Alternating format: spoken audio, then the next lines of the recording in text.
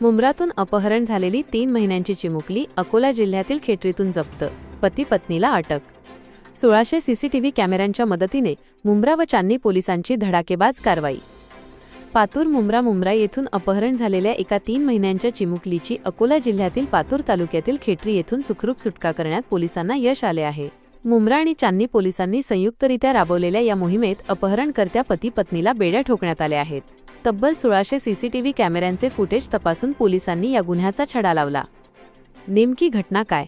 गत जानेवारी 22 रोजी सायंकाळी 6 वाजेच्या सुमारास मुंब्रा परिसरातून 3 महिन्यांच्या चिमुकलीचे अपहरण करण्यात आले होते। या घटनेमुळे संपूर्ण ठाणे परिसरात खळबळ उडाली होती।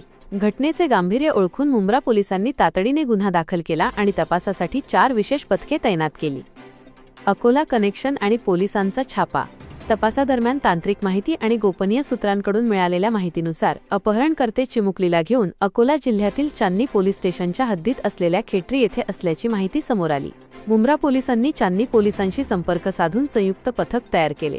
जानेवारी 30 रोजी पोलिसांनी खेटरी येथे छापा टाकून आरोपी खैरुन्निसा आणि तिचा पती मोहम्मद मुजीब गुलाब यांना ताब्यात घेतले।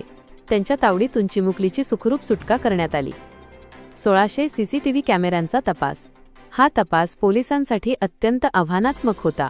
मुंब्रा ते थेट अकोला जिल्ह्यातील खेटरी या मार्गावरील सुमारे 1600 सीसीटीव्ही कॅमेऱ्यांचे चित्रण पोलिसांनी बारकाईने तपासले। या चिकाटीमुळेच आरोपींचा माग काढणे पोलिसांना शक्य झाले। पालकांच्या डोळ्यांत आनंदाश्रू। कायदेशीर प्रक्रिया पूर्ण केल्यानंतर चिमुकलीला तिच्या मूळ पालकांच्या स्वाधीन करण्यात आले। 10 दिवसांनंतर आपल्या लेकीला सुरक्षित पाहून पालकांनी पोलिसांचे आभार मानले। या यशस्वी